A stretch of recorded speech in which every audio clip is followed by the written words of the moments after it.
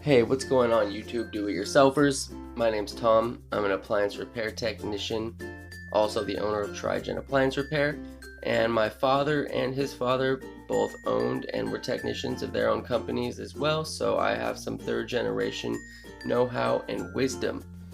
Before this video actually starts, I just want to say if you see your compressor and it looks like the one with the X in it here, meaning it has an inverter instead of a relay, that means it'll have this big box on the left of it with the screw right in the center there, or something like that that's really big.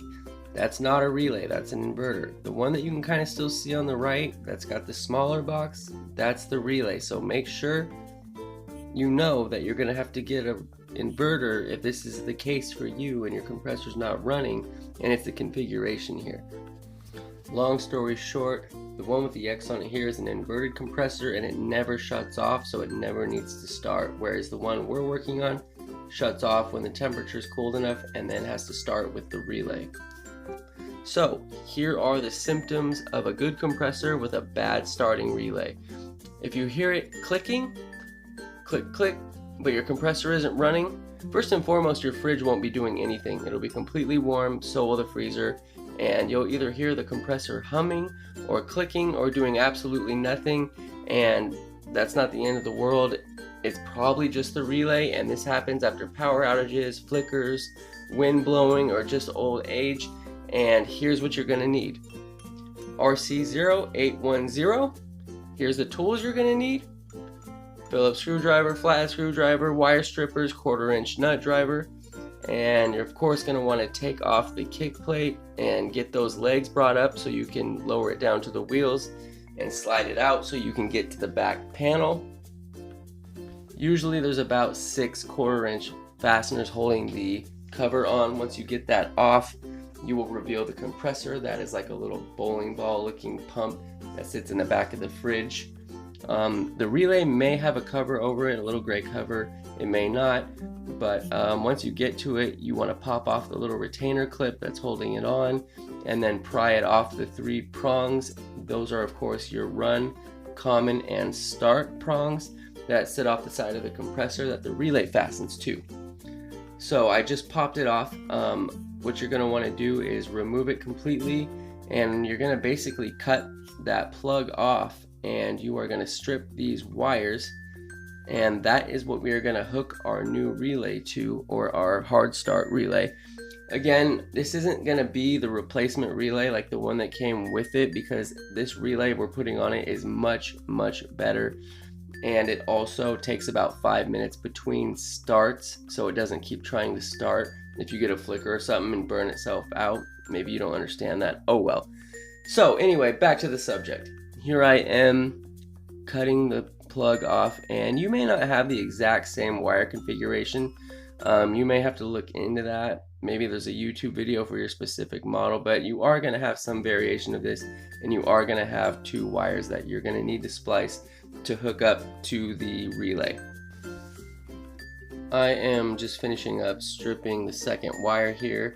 There's actually 2 wire nuts that come with the relay. I don't use those. There's nothing wrong with using them at all. I just prefer to use butt splice connectors. So maybe you want to use those, maybe not. But here's a clip of me installing the second. I don't show me crimping both of them on because that's kind of just redundant. So I usually cut that out and edit it so it just shows me crimping one of them on so you can get the idea. But just do it times 2. How's that? Now I am going to be hooking up my 2 main wire leads from the relay. This doesn't have anything to do with the 3 wires that are going to be going to the compressor itself, which is your white, red, and black wires. I'll give you a diagram on how those connect to the compressor just as soon as I'm done crimping these. Okay, you're going to want to pay attention to this diagram. There's actually going to be the exact same diagram on the relay itself on the label right there. You're going to want to use your fingers or your eyes and look or feel on the side of your compressor to see whether you have the right side up or upside down triangle. That's kind of what I call it. But if you look on the right of this frame I have pictured right now, you can see the top one says common start run, That's the configuration of the one I'm doing right here. Or below that, some compressors are made with run, common, start with the upside down triangle, where it'd be the exact opposite. Whereas instead of going white, black, red, it's going to go red, black, white, and the common is going to be on the bottom instead of the top of the triangle, right?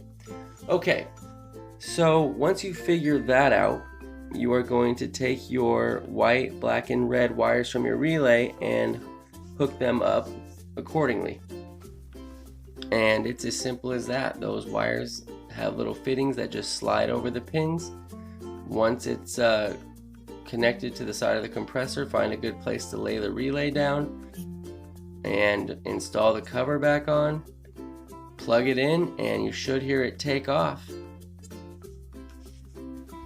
If for some reason it starts for a second and then kicks off again, you may have a bad compressor.